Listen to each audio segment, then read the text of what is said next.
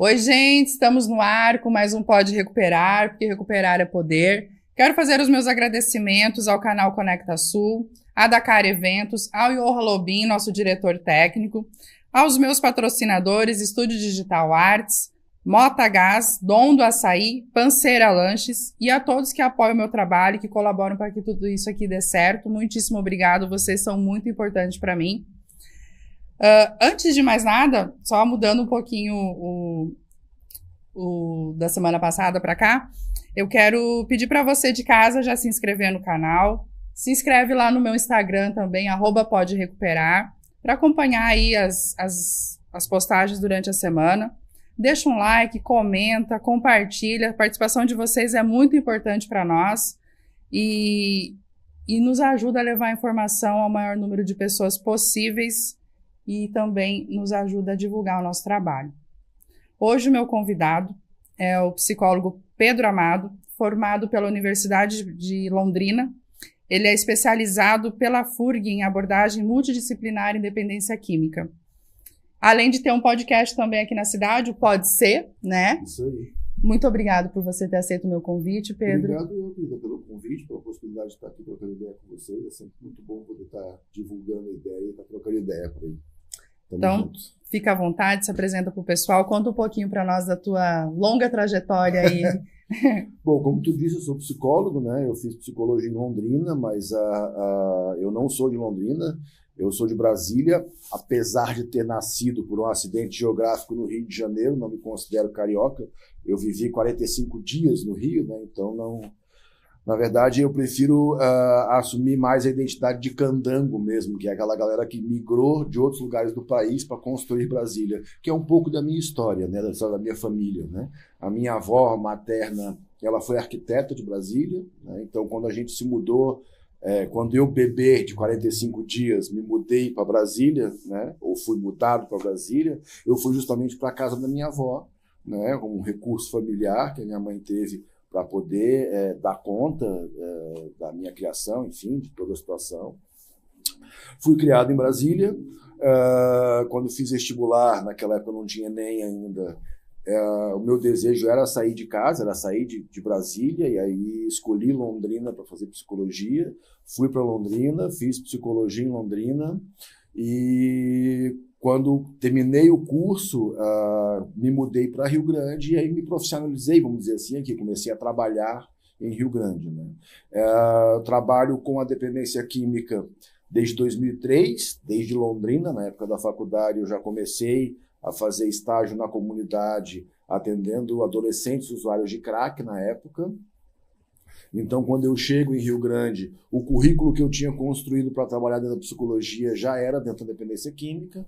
Aí aqui em Rio Grande, fui atrás de procurar trabalho e encontrei a porta da prefeitura da saúde mental do município, que estava naquele momento começando a se organizar para construir o CAPS-AD, que seria o dispositivo para trabalhar especificamente com esse público de dependência química, né?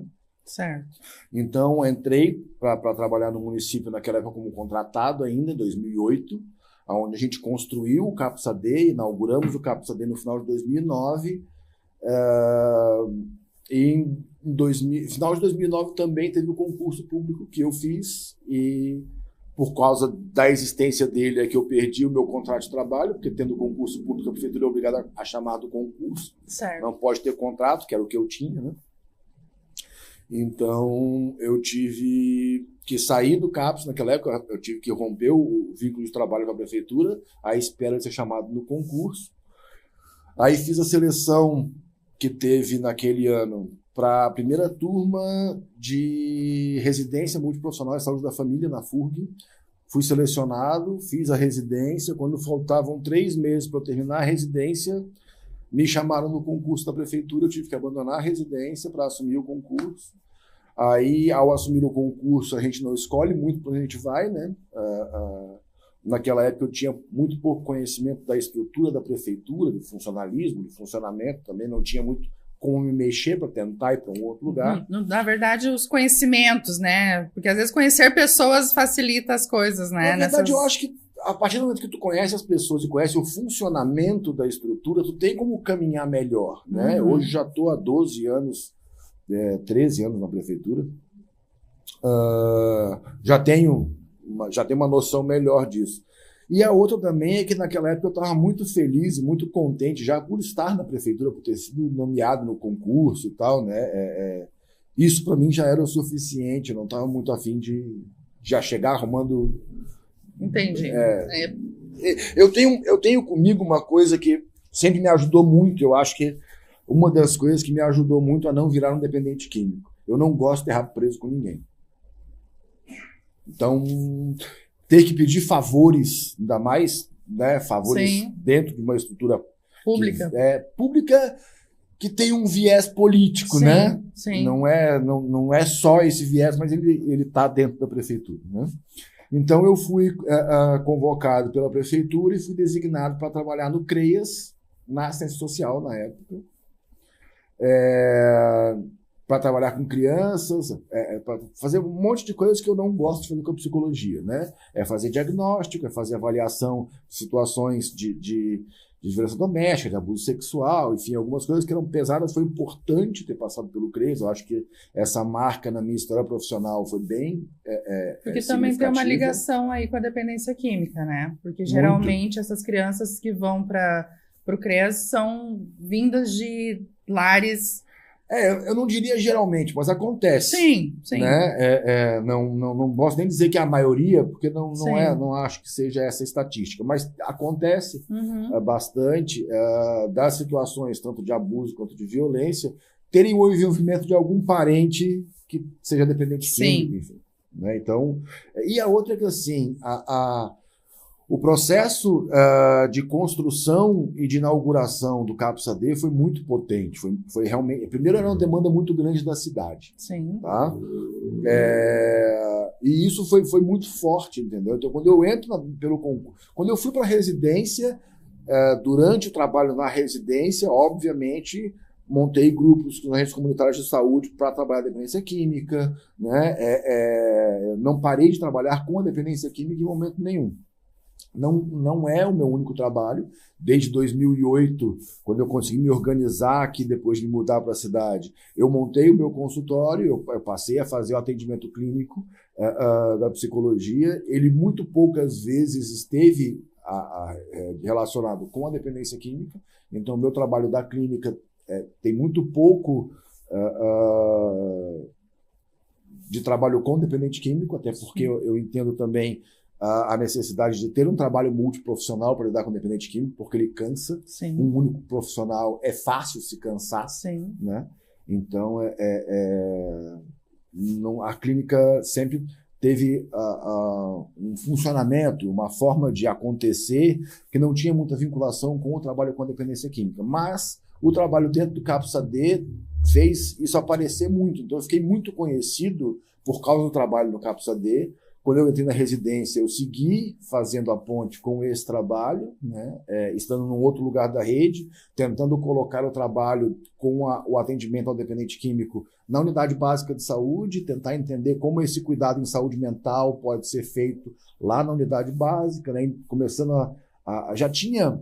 Quando eu fui... Quem escreveu o projeto do CAPS-AD fui eu. Então, eu mergulhei dentro da normativa da NOB, SUAS, do SUS, das normativas do SUS, e fui entender o que era o funcionamento. Isso me ajudou muito na seleção para a residência também, tá? Porque a residência multiprofissional em saúde da família, ela tinha uma seleção que demandava que se conhecesse bem o funcionamento que era previsto de política pública dentro do SUS, porque era uma forma de fortalecer a saúde da família, que tinha uma implantação recente e estava precisando de suporte, porque é uma tecnologia de cuidado de saúde muito nova, né? Muitas demandas de implantação. Então, esse conhecimento do SUS foi fundamental também dentro do processo, e foi importante estar na UBS e fazer encaminhamentos para o CAPS, já ter um conhecimento de CAPS, de saúde mental, de rede de saúde mental, além do manejo que se faz no território, como é que se faz esse encaminhamento, como é que faz esse cuidado, como é que se garante que esse cuidado possa acontecer, enfim, né? E aí eu entro no concurso e vou fazer coisas que não tinham nada a ver com todo esse processo que eu construí até então, né? Desde a saída de Londrina, da minha especialização, do meu começo de trabalho com a dependência química lá, até chegar na saúde mental, aqui eu entro no concurso e vou fazer avaliação desses casos, vou trabalhar com crianças e adolescentes, que é uma coisa que eu não sou muito afeito, eu não gosto muito, não é o teu perfil. Não é nem que eu não me sinta seguro, entende? Mas eu prefiro poupar, principalmente crianças, e tentar entender o que está acontecendo para que ela precise de suporte. Entende? Se uma criança está com um problema e se identifica que ela precisa de terapia, a minha primeira situação é chamar os responsáveis, os cuidadores, né? E tentar entender o que está acontecendo, que ela não está se desenvolvendo bem, né? Mas aí passei quase um ano no CREAS. De 2012 para 2013 a gente teve uma troca de gestão que foi significativa na cidade, né? Porque a gente teve uma troca de partido, que é aquela coisa que eu falo que o trabalho público ele tem um viés que depende de uma relação política. Sim. Né? E nessa troca de gestão, a nova gestão então decidiu construir um centro POP, que era um centro de referência especializado em serviço social, como era o CREAS, Sim. Só que específico para a população de rua. E aí me convocaram para participar da equipe, então, que seria a equipe do Centro POP, e eu voltei a me reaproximar da dependência química, né? Voltei a trabalhar direto com a dependência química no trabalho com a população em situação de rua. Trabalhei quase 4 anos no Centro POP. E o Centro POP, ele ainda existe? Sim. E funciona bem na cidade? Tem um retorno... Cara, eu acho que ele funciona bem só por ele conseguir ter se mantido e continuar existindo, isso já é muito bom, tá? Porque a política pública que instituiu os centros POP e toda a política para a população em situação de rua, e aí eu falo dos centros POP, dos consultórios na rua, dos consultórios de rua, todo um movimento que a gente viu nos anos 2005 a 2015, mais ou menos, que foi mais intenso, foi mais forte, e teve uma garantia governamental maior também de implantação, de manutenção, tudo isso foi modificado e toda a verba que existia na assistência, por exemplo, para o Centro POP foi cortada do governo federal. Então é muito difícil conseguir manter e ter um Centro POP na cidade. Sim. Tá? Então isso também se deve muito à luta do psicólogo Eduardo, que está no Centro POP hoje, que foi o cara que conseguiu fazer a mudança do Centro POP lá do Guaibará, onde ele estava, aqui para o centro agora, que ele está aqui perto da Escola Viva, ali perto da Portugal. Então centralizou de novo o Centro POP, que eu acho interessante, né, e garantiu a manutenção e a existência desse dispositivo, que é muito importante. Né? A Ivânia foi uma peça muito importante na construção do Centro POP. Depois ela foi uma parceira muito importante também na implantação da equipe de consultório na rua, porque na sequência do movimento, da minha caminhada no processo, é que a gestão da prefeitura então decide criar a equipe de consultório na rua, que é uma equipe de saúde especializada no atendimento das situações de rua. Né? Porque... E aí eu sou convocado, saio da SMCAS, vou para a saúde finalmente, que era o meu desejo Sim. mesmo, né? E vou então fazer o consultório na rua, garantir a implantação, a efetiva consolidação do consultório na rua e da garantia da implantação no Ministério da Saúde, porque aí a gente garante que venha a verba do governo federal, Sim. que no caso da equipe de consultório na rua é uma verba bem boa, é quase a verba de um CAPS. Né? Então isso é uma das coisas que eu tenho certeza que mantém o consultório na rua funcionando hoje. É que se eles fecharem, eles perdem dinheiro. Essa é sempre uma negociação que é... política, né? Não, ela na verdade é do sistema. O SUS tem várias garantias de funcionamento que são amarradas numa questão financeira. Tá? Então, todo o funcionamento da estratégia de saúde da família, por exemplo, ele existe muito e é mantido muito porque o financiamento federal para a manutenção dessas equipes é grande. O trabalhador da saúde da família ganha melhor do que o resto da saúde. Entendeu? Entendi. Isso é uma garantia, uma forma de garantir que o serviço continue funcionando, que a política pública continue sendo implementada. É óbvio que ela já foi modificada e foi violentamente modificada em vários aspectos, que complica muita coisa, mas, enfim, ainda assim sobrevive, está lá, e eu acho que a gente tem que continuar lutando para ter o SUS que a gente merece. E como que funciona o atendimento para essas pessoas que estão em situação de rua do pessoal do consultório da... O consultório da rua é uma equipe itinerante, então eles têm uma responsabilidade que eu acho que é pesada, porque cada equipe de saúde da família, por exemplo, tem uma responsabilidade técnica de um território específico, Sim. de uma quantidade de pessoas que habitam naquele território. Sim. A responsabilidade técnica do consultório na rua é o território do município inteiro. Então, tem uma equipe mínima de 4 componentes para cuidar de tudo que é maluco de rua da cidade inteira.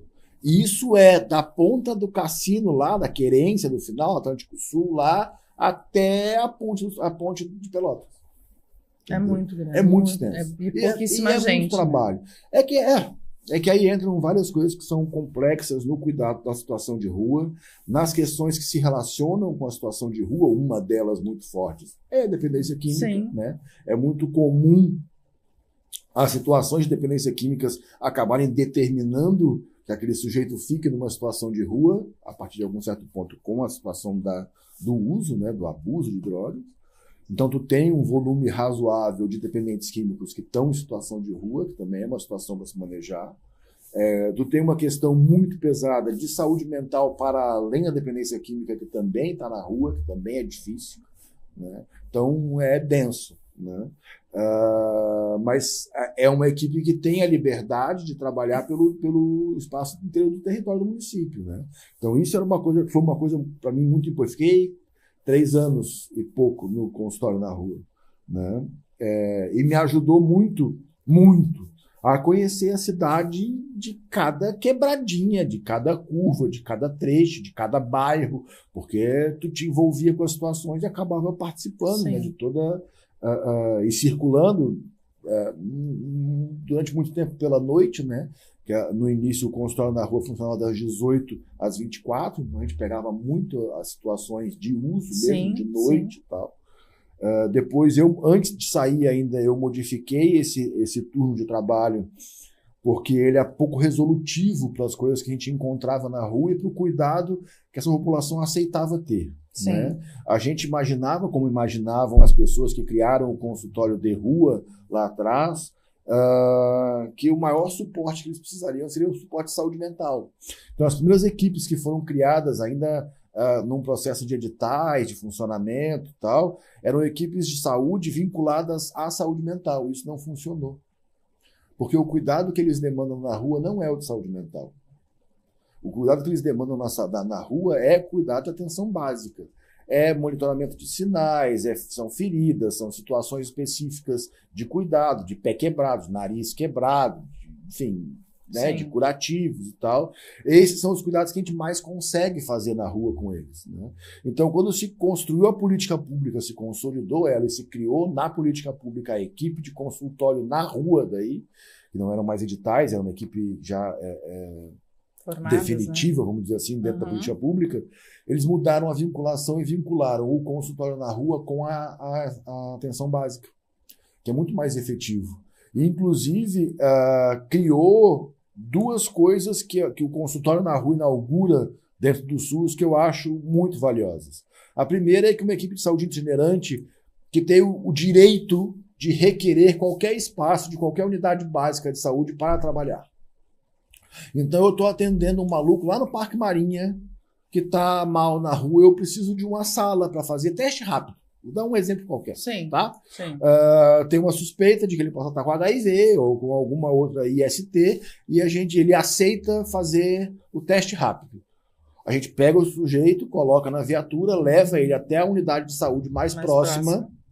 Eu converso com a equipe de saúde que está lá e solicito que eles me emprestem uma sala de procedimentos com material para poder fazer o teste com aquele sujeito. Então, a única equipe no SUS que tem o direito de requerer um espaço de trabalho de uma outra equipe para trabalhar. Isso é uma coisa que foi muito boa, muito legal.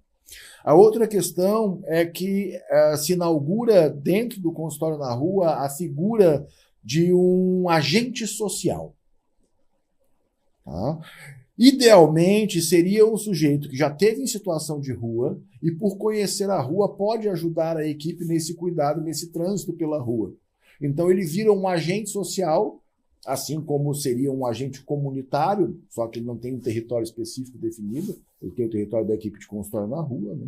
E passa a dar suporte para a equipe de consultório na rua e ser um trabalhador dessa equipe, né? Isso foi interessantíssimo. Então, alguém que já saiu, que já não está mais em situação de rua. E que não tem a necessidade de ser nem agente comunitário, nem agente de endemias, não tem formação nem em psicologia, não tem uma formação da área da saúde. Sim. Ele vai trabalhar no consultório na rua porque ele conhece a rua. Sim. Mais ou menos como aconteceu, só que não ficou uma coisa oficial, com o agente redutor de danos. A proposta do redutor de danos é que ele seja um dependente químico em recuperação, que conheça a quebrada, a biqueira, a relação com o traficante, as cenas de uso, e que ele dê agilidade para a equipe de saúde em conseguir chegar no usuário. Ele consegue abrir a porta e o vínculo com o usuário para outras equipes de saúde. É um trabalho muito delicado. Sim. Só que ele não foi oficializado completamente ainda. Existe um trâmite que está oficializando, inclusive equiparando o redutor de danos ao agente comunitário de saúde. Isso acho que está em trâmites finais, inclusive, já. Mas o agente social do consultório na rua, ele já nasceu oficializado, entendeu? Acho que também como um reflexo da experiência com a própria redução de danos, tá? Sim. Mas isso foi muito potente dentro do sistema, porque traz alguém com conhecimento local. A saúde da família, quando ela foi organizada, uma das bases de funcionamento da saúde da família é o agente comunitário de saúde, e ele tem que ser alguém que mora e reside no bairro, porque ele conhece aquela comunidade, ele vai falar, apontar e negociar coisas com aquela comunidade que ninguém que é de fora consegue. Exatamente. Essa foi uma coisa que eu vi durante a residência, que para mim era um choque cultural muito grande. Entende? Ver a enfermeira bem formada, né, vindo de carro importado, trabalhar na comunidade. Cara, ela não vai entender algumas coisas dessa comunidade, porque ela não é dali. A lida dela, a vivência dela, a vida dela é muito distante daquela realidade, daquele cotidiano, daquela dinâmica social, entendeu? Ela é de um outro nicho social. Existe uma invasão cultural e social que barra algumas coisas de funcionar. Sim. Entende? E até então, a pessoa que está indo lá para se consultar vai se sentir preterida em se alguns expor, aspectos, né? Em alguns aspectos, entendeu? Sim. Então tem algumas barreiras para a construção de vínculo nesse processo, e nesse sentido o agente comunitário de saúde ele é fundamental. Sim. Entendeu? Então tu tem uma construção que valoriza esse conhecimento e essa troca social, né? Então a gente tem esses 3 componentes dentro do SUS que eu acho que são pecinhas mágicas, né? O agente comunitário, e aí também podemos colocar o agente de endemias, né? O redutor de danos e o agente social do consultório na rua. E como que é a aceitação do pessoal na rua com a equipe? Cara, para mim sempre foi muito tranquilo, porque eu vinha do Centro Pop, de um trabalho que eu passei quase 4 anos em contato com os caras. Sim. Né? E eu tenho uma forma de trabalhar também que eu não gosto de impor identidades, entende? Então, eu estava como psicólogo do Centro Pop fazendo questão de fazer a manutenção de um espaço saudável para eles dentro do cuidado do Centro Pop.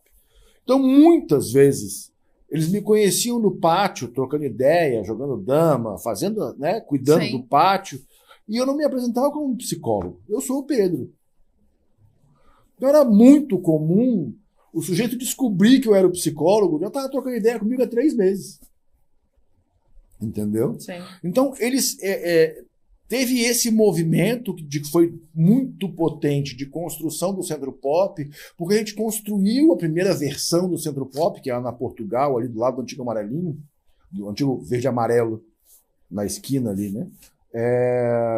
Que foi uma construção coletiva.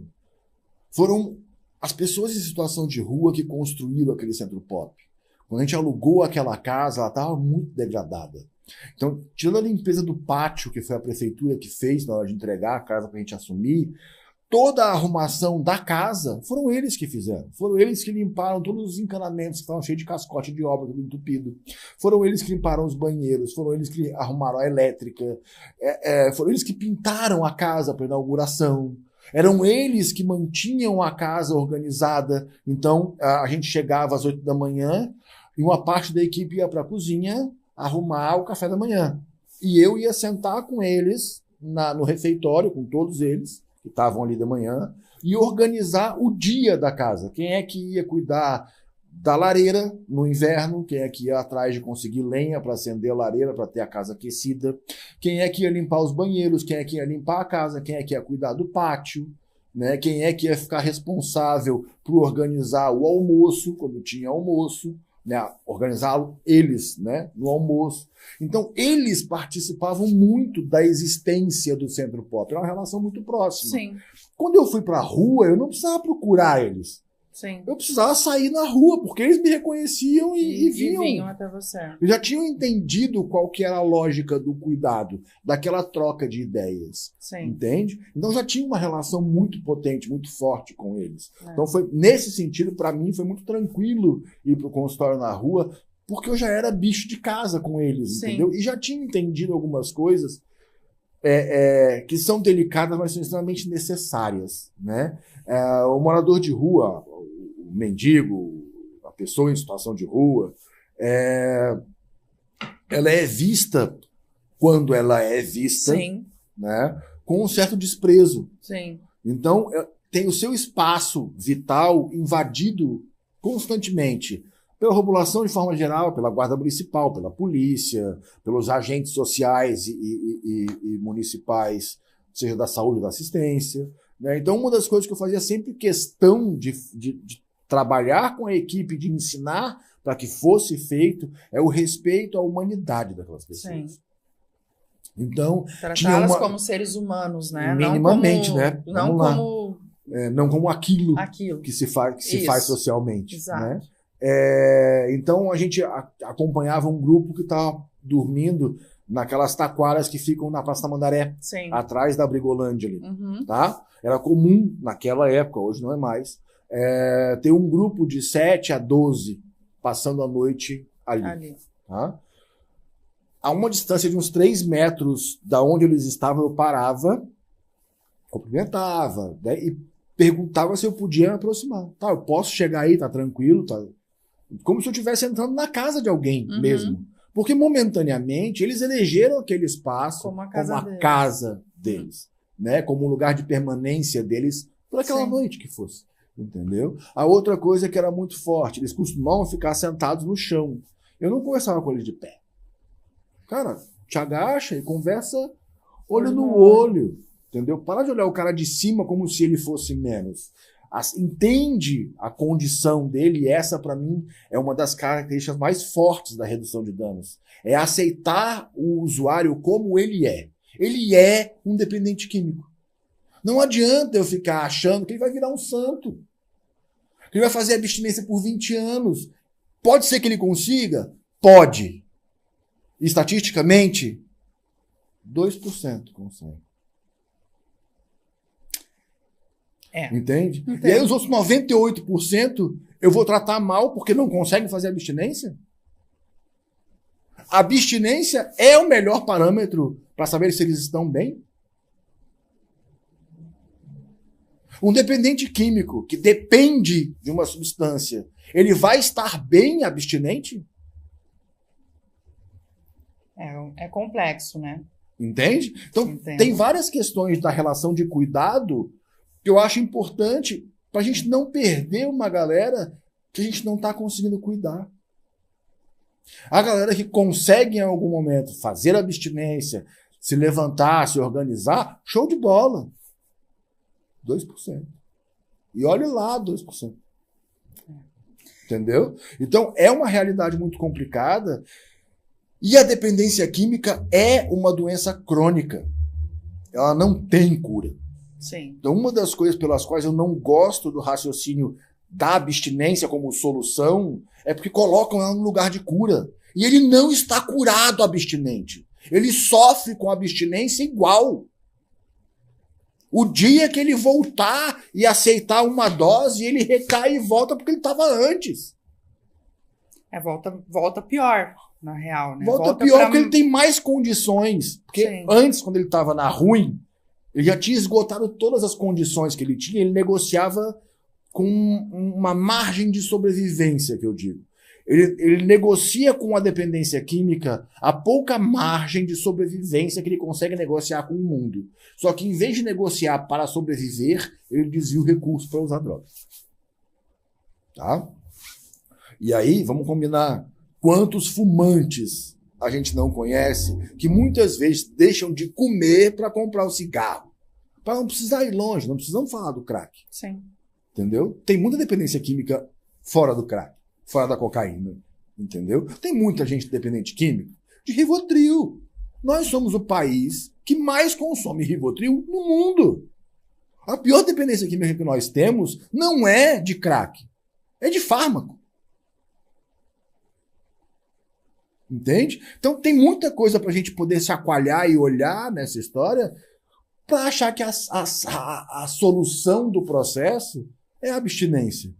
É inegável que estar abstinente ajuda. Entendeu? Não é uma questão... Eu ia te perguntar isso, né? Porque é uma dúvida pessoal, Sim. tá?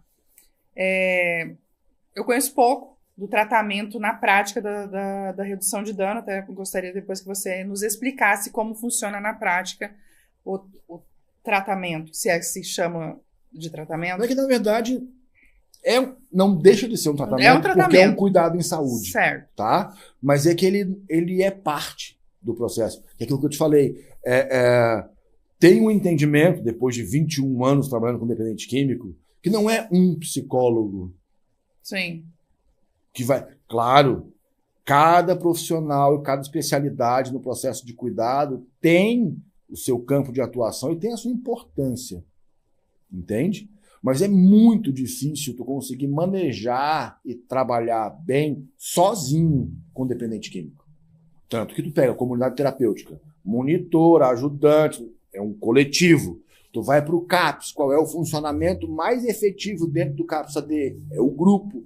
Porque nós precisamos da união. A questão que aparece na oração da serenidade, eu uno a minha mão e a tua, uno meu coração ao teu, para que juntos possamos realizar aquilo que sozinho eu não consigo. Porque é que eu, como profissional de psicologia, vou ser o super-homem que consegue isso sozinho. Eu não consigo, cara. Eu preciso de mais gente, entendeu? Sim. E o redutor de danos é uma peça fundamental nesse processo. Porque ele é o ser mais resiliente do processo. Porque ele é o cara que é treinado para aceitar o usuário em qualquer situação. Como ele estiver. Isso era muito forte no consultório na rua. Entende? Cara, tu não tem que achar que o cara tá mal porque ele não tomou banho. Tu não tem que achar que ele tá mal porque ele não comeu, porque ele mora na rua, porque ele brigou com a família. Porque ele tem que ir lá e ser humano. E conseguir ter um contato humano com aquele sujeito. Porque ele está carente de humanidade. Ele está abandonado. Ninguém olha pro cara. Vai lá e olha para ele. Ninguém olha, e quando olha com desprezo, com Entendeu? nojo. Então vai lá e seja um motivo, que seja naquele dia, para ele dar um sorriso. Para melhorar um pouquinho que seja o dia dele. Porque ele precisa disso. Entende? Então, a redução de danos, para mim, ela vai trabalhar nesse limite. Entende? Aonde a família abandonou, aonde o cara tentou a comunidade terapêutica 10 vezes, já não, nem a comunidade terapêutica abre mais a porta pro cara, porque, cara, não quer. Sim. Entendeu? Que é outra coisa que eu acho complicada. Um dos entrevistados que eu tive lá no Pode Ser trouxe uma história que eu acho muito foda e muito forte. Tá? Ele teve o desenvolvimento dele da situação de dependência química, se viu dependente do crack e, depois de um tempo, abandonou a família porque ele via a mãe dele sofrendo e preferiu ir para a rua e abandonar a mãe do que ficar vendo ela sofrendo com o vício dele. Sim. E passou quase um ano, 9 meses e tanto, em situação de rua. Da Cracolândia, em Porto Alegre, umas treta pesada, tá? E daí ele chegou num ponto em que ele decidiu que ele não queria mais. Até então, ele não tinha essa certeza. Mas ele chegou num momento que ele olhou para a vida dele na rua, daquele jeito, e falou, cara, não quero mais. Depois que ele decidiu que ele não queria mais, que ele ia lutar e que ele não ia mais ser um dependente químico, foram 19 internações. Ele querendo. Ele querendo. Até ele conseguir fazer a abstinência do crack e entrar num processo de cuidado que começou a ajudá-lo a melhorar de vida. E que, por um acaso, foi através da redução de danos. Porque todo mundo tinha desistido desse cara. Mas a redução de danos voltava lá. E queria saber como ele estava. E levava ele de novo para a internação quando ele pedia internação. E negociava para que internassem de novo, para que tentassem de novo. Entende? Então, a redução de danos é o recurso que mais dura no processo de cuidado do dependente químico. Porque tem a resiliência de aceitar eles como eles são. Tá, negão, tudo bem, eu não quero que tu vire santo, tu não precisa parar de usar. Mas vamos negociar alguma qualidade de vida aí, tá ruim assim. O que a gente pode melhorar? O que tu pode me dar hoje que dá pra gente. O que dá pra gente negociar? Tá com o pé picado de aranha aí uma semana. Tu não cuida, tá estroteando. Tu me permite que eu consiga vir amanhã com a enfermeira pra gente ver esse pé, te levar no postinho, começar a cuidar esse pé aí, pra pelo menos tu não perder o pé, cara. Então, na prática... Então, e aí tu consegue, de alguma forma, cuidar. Então, a proposta de redução de danos não é a abstinência justamente porque ela se prende no cuidado que é possível naquele momento. Por menor que ele seja. Mas alguma forma de cuidado. Entende? Entendi. Na esperança de que esse cuidado comece a abrir uma portinha de oportunidade na vida daquele sujeito e que ele comece a enxergar a possibilidade de ser diferente daquilo, de melhorar, de ter, sabe, de inclusive dele perceber que ele pode merecer coisas melhores. Porque boa parte dos dependentes químicos se abandonam, eles se abandonam. A situação de rua, ela tem muito a ver com esse abandono de si, Sim. Entendeu? Não foi a sociedade que abandonou ele apenas. Ele se abandona.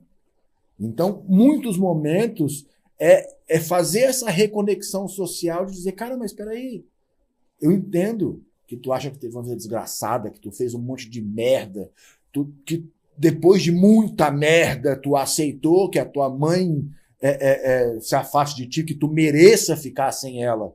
Mas tu merece coisa melhor do que isso também. Dá pra ser melhor. Entendeu? Vou pedir pra ligar o ar pra nós aqui. Johan, tem como ligar o ar pra nós aqui? Por favor. Enquanto ele liga aqui, eu vou ler os comentários, tá? Por favor. Marcelo Barbosa, boa noite. Boa noite, Marcelo. Obrigado pela presença. Márcio Hernandes, boa noite, Sara e Pedro. Boa noite, querido. Obrigado pela participação. Gelado. Adriana Oliveira, boa noite. Sou o rap original. Boa noite, Sara. Sucesso sempre. Obrigado, Matheus. Obrigado pela participação. Fátima Regina, boa noite a todos. Domício, boa noite. Aqui assistindo, parabéns por esse programa, Sara. Obrigado, boa noite. Que trabalho relevante, parabéns. Vera Lopes, boa noite. Muito conhecimento em cuidado em saúde. Verdade, Vera. Obrigado pela participação. Vera Lopes é minha esposa. Oi, amor. Podia ter vindo junto, Vera, ficar aqui no estúdio com a gente. Antônio Oliveira, o que você acha do preconceito com as pessoas que vivem em situações de vulnerabilidade social ou mendigo, como você falou? Acho que você já falou, já respondeu a ele antes. Já falei um pouco. Isso. Adriana Oliveira, com certeza existem diversas dependências. Viver em abstinência... Ela disse depois, é um desafio que requer a tomada de posição e empenho de reeducação, disciplina, trabalho, maturidade. Não se reduz aos entorpecentes, a diversas compulsões. Boa, Adriana, é isso aí. Donaldo França, o doutor é bom, sabe o que está falando e tem linguagem própria. Verdade, pai. Obrigado pela participação. E o teu podcast, qual o mote do Pode Ser? Ederson Mota. Boa noite a todos. A cada semana mais conhecimento através dessas entrevistas. Verdade, Edson. Obrigado pela participação. Melanie França, boa noite. Tive a oportunidade de ver a atuação do Pedro. Excelente profissional, excelente pessoa. Vinculação maravilhosa com os usuários, alunos, toda a equipe. Prof. querido. Bem, obrigado, Mel. Bom, tem a pergunta da Vera. Vamos chegar na Vera, mas primeiro a questão da Adriana. A Adriana abre um parênteses que eu acho muito importante. Cadê? O Antônio. O Antônio também falou que aqui. Ficou magoadinho porque ele acha que ou está em recuperação ou está em uso. Né? Cara, me diz uma coisa. Tu toma Coca-Cola? Tu bota açúcar na tua bebida? Tu usa sal para temperar a comida? Então tu tá usando droga, irmão. Tu não tá usando a tua droga de preferência. Não é a droga pela qual você desenvolveu dependência. Mas é droga, irmão. Toma remédio para dor de cabeça sem prescrição médica? É uso de droga. Então nós somos uma sociedade que faz uso de droga. E nós precisamos rever a nossa relação com as drogas. Aonde é que nós colocamos ela? Entende? Porque da mesma forma que o cara resolve ir pro bar e encher a cara porque a mãe dele morreu, ele pode ficar trancado no quarto e encher a cabeça de Rivotril. E é um abuso de drogas igual. Talvez no Rivotril seja ainda pior. Entende? Então, eu não estou discutindo a questão de estar em recuperação ou não estar em recuperação. Tá? Eu acho que quando a gente senta com uma pessoa que está se propondo e se colocando na posição de melhorar, de lidar com a dependência química, obviamente nós vamos ter que falar de abstinência e vamos ter que negociar a abstinência. Mas ela é uma negociação, ela não pode ser uma imposição. Ela tem que ser um desejo daquele sujeito. Senão não vai funcionar. É por isso que a gente tem uma turma que faz uma luta antimanicomial tão importante e tão insistente. Porque se nós formos fazer um tratamento manicomial que impõe um tratamento para a pessoa e ela que obedeça, nós vamos continuar sem resolutividade e isso não funciona. Eu preciso trazer aquele sujeito comigo. Ou ele caminha, ou ele vai ficar dependente do meu cuidado. Como tem um monte de maluco aí que só fica bem dentro da comunidade terapêutica. Lá dentro ele tá ótimo. Ele saiu de lá, não se segura, vai. Como é isso? Então ele transformou a dependência química em uma dependência social condicionada à comunidade terapêutica. Ele só tem uma vida boa lá dentro.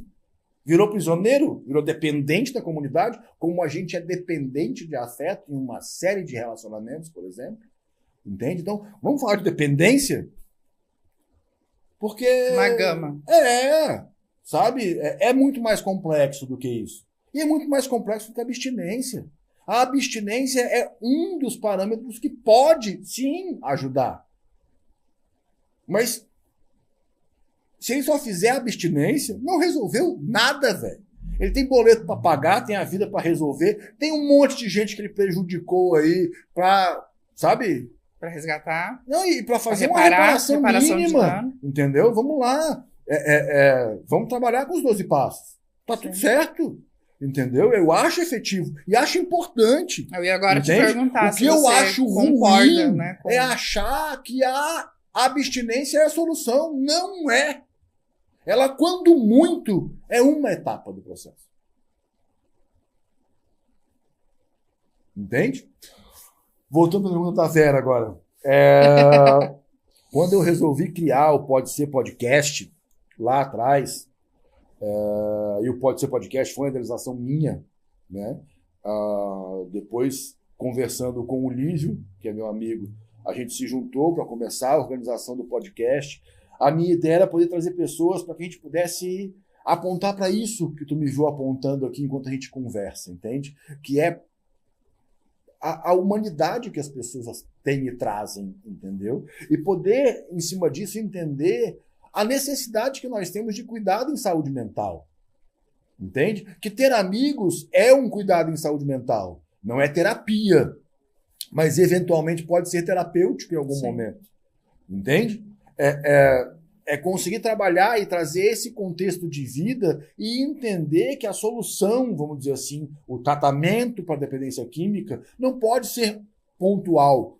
ser uma coisa. Nem pode ser só a espiritualidade, nem pode ser só o trabalho, nem pode ser só a família, entendeu? A gente tem que trabalhar tudo. Entende? Então, mais ou menos...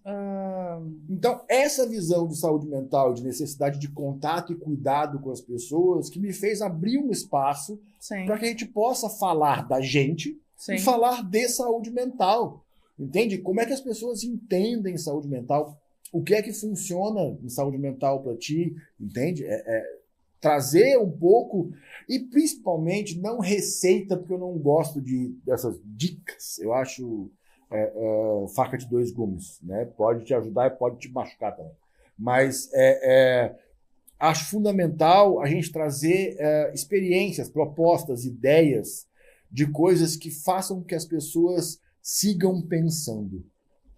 Para mim, tem duas coisas que são fundamentais dentro de todo o processo, seja de recuperação, seja de cuidado em saúde mental. Primeiro é a produção de humildade. E tu vai ver que a produção de humildade está em todos os 12 passos.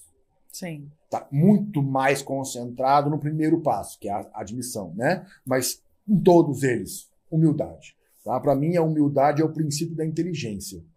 Quem não tem é burro. O cara é arrogante, é burro. Tem discussão. Eu vou nem conversar com ele. Sim. Se ele é arrogante, entendeu? Não sei como precisa. Me poupa. Conversa com o outro. Tem um monte de gente aí. Tá tudo certo. Não precisa. Entendeu? É burro. Entende? E a outra questão, além da humildade, é a capacidade de pensar. De refletir. Então, o movimento que eu criei, que chegou no podcast, foi uma série de vídeos matinais que eu fazia com essa proposta. Vamos pensar? Eu dei uma olhada lá na tua rede social e... Tu acordou, levantou. Vamos pensar? Eu não preciso, não quero que tu pense como eu. Apenas que pense. Desenvolve um raciocínio, conclui tu, sozinho, alguma coisa e experimenta. Mas pensa. Porque quem não pensa, não muda, não melhora, não se desacomoda de uma situação para tentar coisas melhores. Vai ficar sempre preso no que eles chamam de zona de conforto. Eu não gosto desse termo. Eu acho que é uma zona de desconforto, mas enfim. Entende? Porque nos aprisiona. Para sair dali, para transbordar, precisa pensar. Então pense. Evolua o raciocínio, para que aí tu possa evoluir na vida. Senão tu não evolui. Então, para mim, essas duas bases são fundamentais. Né? A humildade e o exercício mental. Pense. Né? Foi isso que me fez construir o projeto Cuidado Integral em Saúde Mental no Instagram, que começou com os vídeos matinais e depois virou Pode Ser Podcast, para a gente ter uma abertura maior para falar de saúde mental de uma forma mais aberta, mais ampla, mais tranquila e no limite de cada um. Então, a ideia do Pode Ser Podcast é que ele seja, antes de qualquer coisa, um espaço de acolhida, onde, assim como na redução de danos, a gente aceita as pessoas como elas são, sem críticas. E sem a obrigação de concordar também. Sim. Entende? Para construir um processo de diálogo que permita, entendeu? Sim. Vamos ver aqui, tem mais. Em relação às crianças, perfeito, Pedro, as toxicidades, isso. Em relação às crianças, o tratamento é complexo, a criança é a vítima. Sim, com certeza. Donaldo França. Camarada tocou nos nó da questão, muito legítimo. Tamo junto, Donaldo. Antônio Oliveira. A doença, ela tem uma parte espiritual. Como se negocia? Por isso que eu falo, é quente ou frio, não existe morno. Edilson Araújo. Boa noite. Mais uma oportunidade de aprendizado muito grande. Parabéns e obrigado. Obrigado, pessoal, Antônio, pela sua participação. Assim, não é uma crítica, tá, irmão? Não, por favor, não me entenda mal. Eu entendo, principalmente, a necessidade da galera que conseguiu fazer abstinência e o esforço que essa galera tem de manter esse processo de abstinência, ele é importante. Eu não estou questionando isso, nem estou dizendo que a abstinência, volto a dizer, não estou dizendo que a abstinência não é importante. Eu só acho ruim colocá-la como solução da parada. Ela não é a solução. Tá? Ela participa dessa solução, mas ela não é. E, claro, a doença tem um lado espiritual, ela tem um lado social, ela tem um lado familiar, ela tem, por isso que eu digo, ela é multifatorial mesmo. Eu realmente acho fundamental, dentro do processo de recuperação, nós estamos falando de uma modalidade de cuidado específica, tá? Que exista uma parte espiritual no tratamento. Até porque, logicamente, ao reconhecer um poder superior, como eu o concebo, eu assumo que eu não sou o superior. Tem alguém que está lá em cima e que obrigatoriamente não sou eu. Então começamos um exercício de humildade. Sim. Ah, bom. Tá. Então tá. Pezinho no chão. Vamos falar da real, do que são as coisas, para poder caminhar. Sim. Entende? Que essa é uma outra coisa que eu vejo as pessoas falando muito e que eu acho complicado. Ah, porque droga é bom. Se não fosse bom, as pessoas não usavam. É e não é. Por dependente químico, o cara que já é dependente, a droga foi boa. Hoje, ela é só uma derrota. Não tem mais curtida. Se tivesse curtida, eu entenderia. De coração. Mas não tem. Depois que o cara vira dependente químico, não tem curtida naquela merda. Acabou a curtida pro cara. É uma dose e o desespero. E esse desespero pode durar dias. É horrível. A recaída é péssima. E é por isso que a gente vê as pessoas se degradando, se acabando. Acabou a curtida, negão. Assume, irmão. Não é mais pra ti. Larga essa merda, velho. Agora, assume. Tenha humildade, e é preciso muita, pra assumir que tá errado. E que muitas vezes tu errou 50 anos da tua vida. Negão, é preciso coragem, disposição para assumir que errou 50 anos, velho. Eu sei que é pesado. Mas se tu não admitir para mudar, se tu não começar a pensar diferente, não vai, velho. Tu entende como... Não é uma questão que eu não acho a abstinência importante. Ela tem importância. Mas tem tanta coisa que a gente precisa construir para chegar até lá, que se a gente ficar olhando só para lá, a gente não anda. Sabe? Tem uma questão espiritual, tem uma questão social, tem uma questão financeira, tem uma questão familiar. Normalmente, dentro das questões familiares, tem uma série de bomba-relógio, armadinha para derrubar o cara. É comum o cara sair bem da comunidade, tranquilo. 2 semanas em casa... e a família empurra ele para a biqueira. Sim. É uma capacidade, claro, da relação deturpada que ele tem com a família, que a família tem com ele, enfim, daquele núcleo familiar que também precisa de cuidado. Entendeu? Então tem muita coisa para cuidar. Até para conseguir estar e continuar abstinente. Eu bato muito na tecla aqui que a família precisa buscar tratamento para sua codependência, justamente por isso. Porque quando o cara sair da comunidade, a família precisa estar preparada para receber essa pessoa. Eu acho que é um pouco mais do que isso. Porque preparado de verdade, a família não vai estar. Não, mas o mínimo... Eu acho que tem que estar consciente entender a doença e tudo mais, né? Existe uma relação que eu acho muito sacana, muito... Hoje em dia está na moda dizer tóxico, né? Muito tóxico. Que acontece com o dependente químico. Porque a partir do momento que tem um dependente químico em casa, ele passa a ser o culpado por todas as mazelas familiares. Tudo é culpa dele. Sim. E aí, na hora que ele vem limpo, não tem mais em quem botar a culpa. Sim.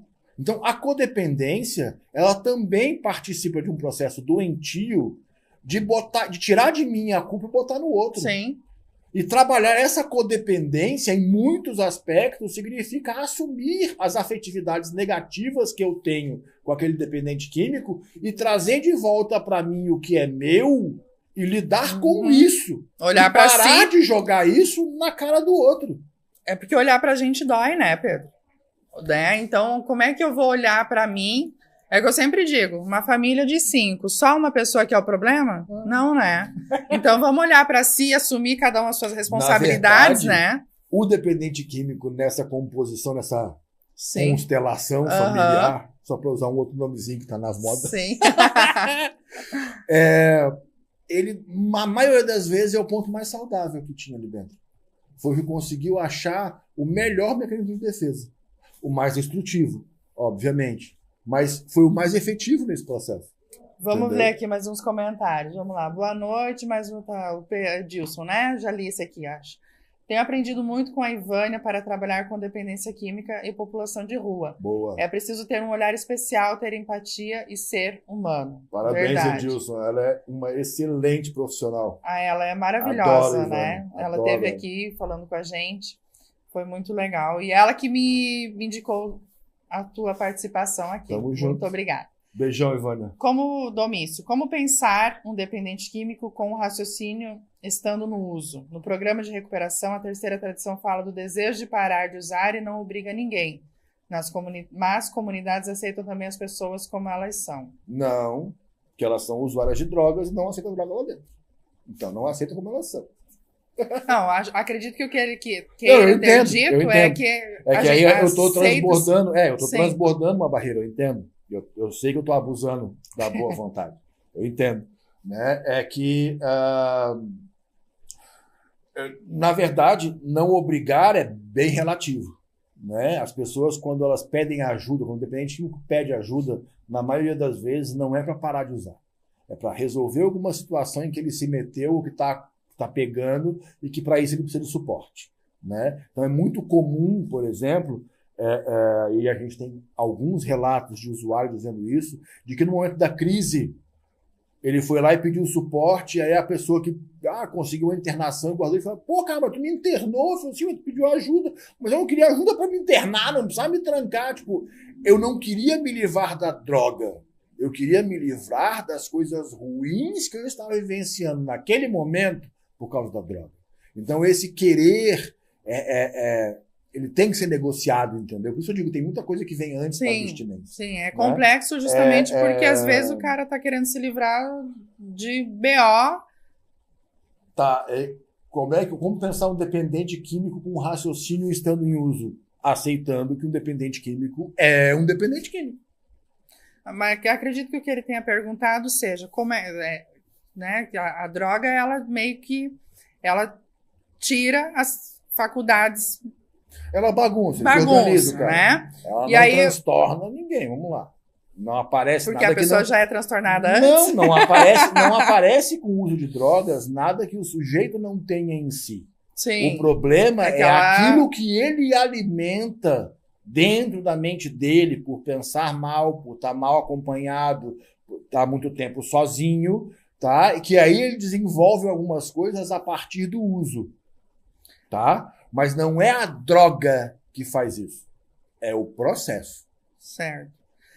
Bom, acredito que o que ele tenha que tentado perguntar, né? Que o que ele perguntou seja que a pessoa...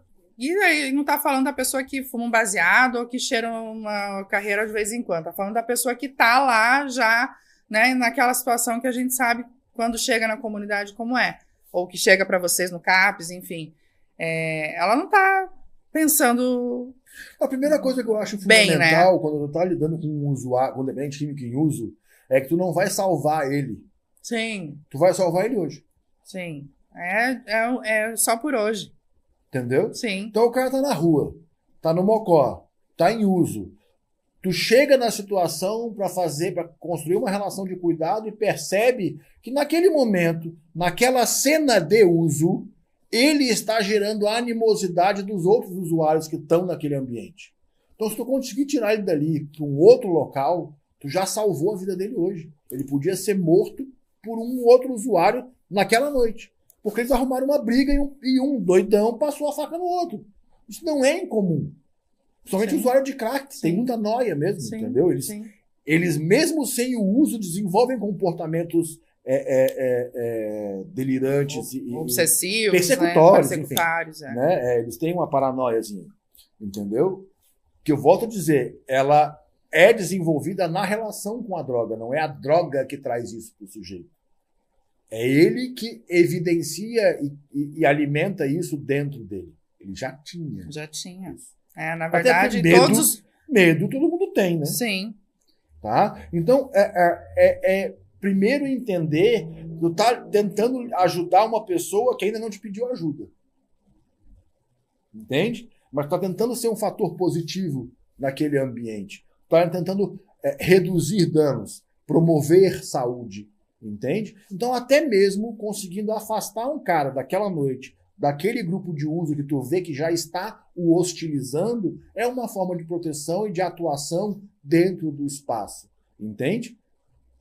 Até para a construção de uma relação de confiança, para que esse sujeito possa ver no cuidador dele uma pessoa em que ele possa confiar, para que ele realmente possa se abrir. Quantas vezes a gente vai para a comunidade terapêutica e vê os caras no 5º passo, abrindo o 4º passo, falando, legal, pelo amor de Deus, tu não tem vergonha de falar isso? Era isso teu 4º passo? Tu fez coisa muito pior que eu já sei, irmão. Vamos lá, quero meu galho. Mas como é que o cara vai abrir o 4º passo dele com alguém que ele não tem confiança? Porque a ideia do 4º passo, de abrir o 4º passo, né, que é o 5º passo, sim, ela vem do NA e do AA. Sim. Onde tu faz isso apenas e exclusivamente com o seu padrinho de tratamento. Então não é uma coisa para um monitor da comunidade ouvir. Porque é para ser uma coisa realmente profunda, para o cara abrir o coração dele ali. Precisa ser com alguém que ele realmente confie e que vá guardar aqueles segredos. E que vai dar um retorno assertivo também, né? E que em nenhum momento vai abrir aqueles conteúdos para ninguém. Entende? Sim. Então existe a necessidade da produção de uma relação de confiança, e aí eu entro muito na minha área, que é a psicologia, que trabalha com sigilo profissional, cara. O que eu ouço dos meus pacientes, nem a Polícia Federal vai ouvir. Porque ela não tem o direito de abrir o meu arquivo. Entende? Sim. Então precisa dessa relação de confiança. Como é que tu construiu isso? Foi acordando o cara no tapa, botando ele embaixo do banho na porrada, mandando ele limpar banheiro, arrumar roupa? Não é, cara. É numa relação de troca e confiança. Ô, negão, vamos lá, tu sabe que tu vem na comunidade, tem horário, na horinha de acordar, faz favor, entendeu? Mas é com humanidade. Eu convivo aí com algumas comunidades, né? E hoje mudou bastante, né? Não tem mais essa coisa de... As que eu convivo, as que eu convivo, não. Eu concordo muito, inclusive. É um movimento que eu vejo com muita satisfação, isso, inclusive. Vem mudando. Vem mudando e vem se... Eu acho que isso também é um reflexo da luta antimanicomial e de uma galera que vem cobrando a questão de cuidados humanos, entendeu? Desde a questão de brigar com o hospital psiquiátrico, com o manicômio, com a forma manicomial de cuidado, que muitas vezes ela é reproduzida na comunidade terapêutica. As que eu convivo, eu também conheço muitas que não são, né? Assim. Eu conheço as que não são assim também. Eu sei, mas conheço as que são também. Deve ter, né? Mas entendeu? As que eu venho convivendo aí, a gente tem visto uma mudança de comportamento dos tratamentos, né?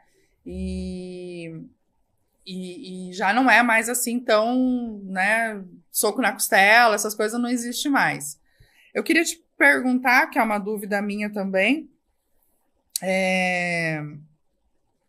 como que lida com a compulsão dentro da redução de danos? Cara, como tu lida com a compulsão em qualquer situação? Primeiro tu tem que entender por que é que tu tá buscando satisfação repetidamente numa coisa que não está te satisfazendo. A característica da compulsão é essa. Tu passa a ter um comportamento, e aí, independente de comportamento de uso, mas um comportamento buscando uma satisfação, e tu passa a se comportar repetidas vezes daquela forma, atrás de uma satisfação que nunca vem. Traduzindo para a dependência química. O cara quer alcançar o que eles chamam daquele efeito que eu um dia senti, que foi maravilhoso e que eu nunca mais senti.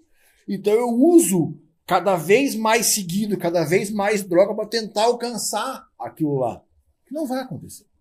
Então a primeira questão para lidar com compulsão é: que satisfação é essa que está buscando?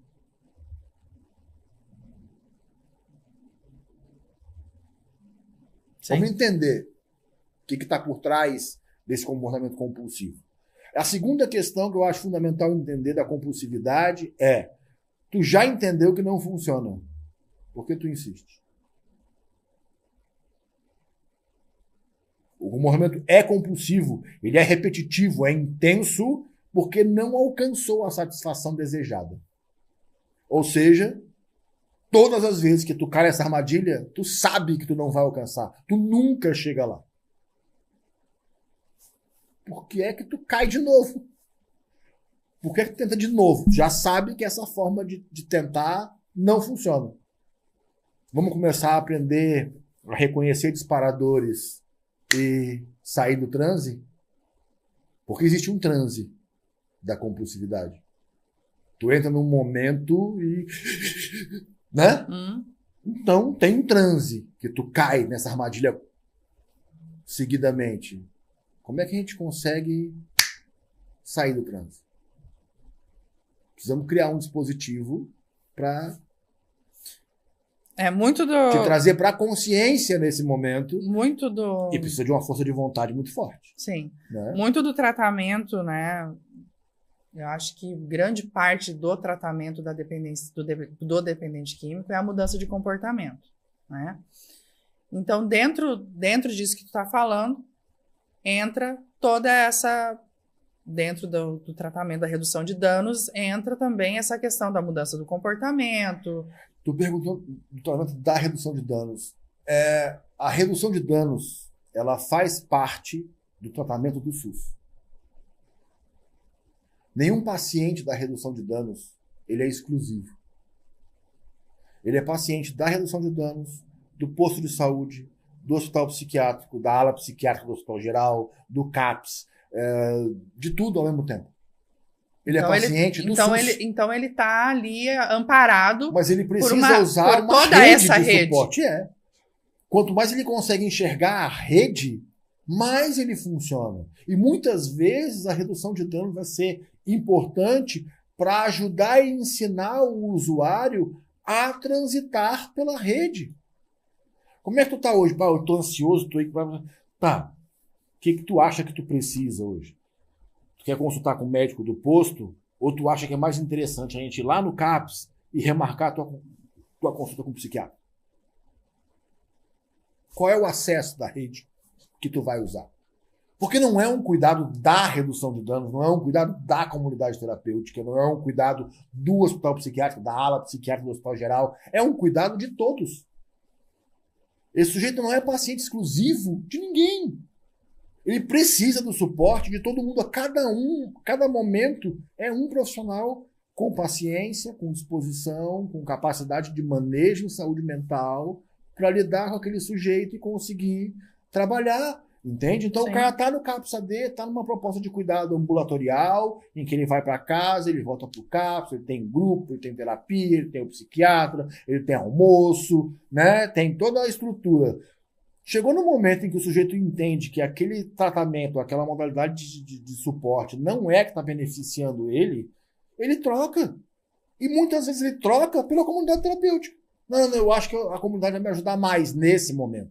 Eu preciso mais de um lugar que não tenha droga, que eu possa me sentir mais seguro, porque mesmo eu querendo ou podendo ir atrás, não vai ter. Vai ter uma rede de suporte na minha volta que vai tentar me conter naquele momento que eu estou precisando, porque eu vou estar lá. Então, muitas vezes eu preciso do psicólogo do CAPS, mas eu estou 2 da manhã em casa, eu não tenho psicólogo do CAPS. Na comunidade terapêutica, às 2 da manhã, eu tenho alguém para me dar o suporte. Então, de repente, a gente troca. Então, não é esse ou aquele. É um conjunto. São todos juntos, em cada momento, o que pode ser mais potente, mais efetivo para aquele sujeito. Ele não tem que ficar na comunidade terapêutica, ele pode ficar na comunidade terapêutica. Ele não tem que ficar no CAPS, ele pode ficar no CAPS. A minha briga hoje no município é que ele tem que conseguir acessar a redução de danos na hora que ele precisa. Mas isso a gente precisa construir, porque a gente ainda está começando no município. A gente precisa crescer muito. Tem muita coisa que precisa ganhar espaço, na verdade, né? E aí, volto a dizer, precisamos continuar brigando para ter nosso SUS de qualidade, como nós precisamos. Isso não depende do governo ou de quem está no governo. Depende da gente insistir em garantir ter um SUS de qualidade. Nós merecemos, nós pagamos caro por ele. Sim. A gente merece, entendeu? Tem mais uma pergunta aqui. A gente já estourou nosso horário, né, Johan? Ele tá ali me mostrando. Mas eu vou fazer a última pergunta. Eu juro que a gente já vai encerrar aqui. Pedro, alguém falou de usuário esporádico, que não é usuário. Pode falar sobre isso? Tá. Aí tem uma diferença entre usuário de drogas, que todos somos, todo mundo faz uso de alguma droga, né? Precisamos rever aí o que é droga. Eu gosto de começar, quando me chamam, fazer palestra em algum lugar, a primeira coisa que eu faço é tá. Vamos falar de drogas. O que é droga? Pra gente entender, porque droga não é só cocaína, crack, maconha. Droga, café é droga. Vamos lá, né? Uhum. Energético é droga, Sim. cigarro é droga, bebida é droga. Né? A primeira coisa é isso. Então, entendendo isso, a gente consegue entender uma diferença entre usuário e dependente químico. Tá? Um é doente. O outro pode ser humano. Aí não sabemos. Sim. Né? Até porque doenças várias. Tá? E aí é interessante a gente reparar algumas estatísticas que eu acho fundamentais de entender. De todo mundo que faz algum uso de drogas durante a vida, apenas 5% desenvolve dependência química.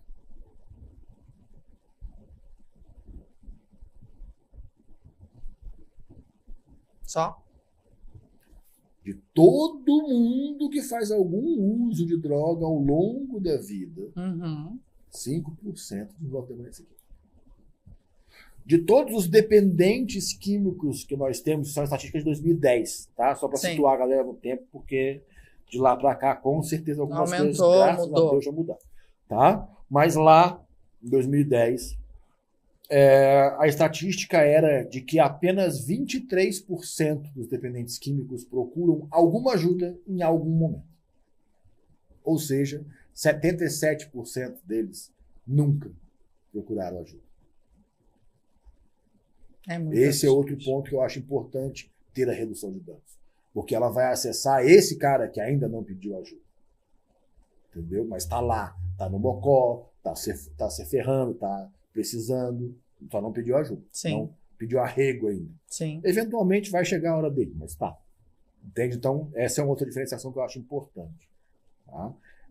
E entender que a partir do momento que o cara desenvolve a doença, a dependência química, ele nunca mais vai deixar de ser dependente químico. Uma vez dependente químico, sempre dependente químico. É uma doença crônica. Tu não te livra dela. Não tem cura. Ah, mas eu oro. Acho importante orar. Acho fundamental em alguns momentos tu orar. Mas a oração não vai te curar. Ela te ajuda a lidar com a tua doença. É uma das ferramentas, né? Tá tudo certo. Então, a questão entre o que se costuma chamar de usuário esporádico, muitas vezes nem é tão esporádico assim. Sim. Ele é usuário. Ele é usuário. Tá?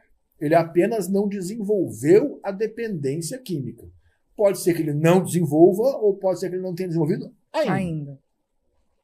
Entende? Porque tem uma questão relacionada à quantidade de droga, abuso de droga, a manutenção de situações de uso, entende? E também uma questão da consciência do sujeito que não busca o controle. Porque a partir do momento que tu faz alguma coisa que te prejudica, conscientemente, naturalmente, quando tu tá bem, tu busca evitar, controlar aquilo. Sim. O dependente químico, ele muitas vezes não busca controle nenhum. Ele quer satisfazer. Vamos dar-lhe até acabar. Né? Sim. Entendeu? Que para mim essa é uma das características do dependente químico. É essa. Nunca tem fim.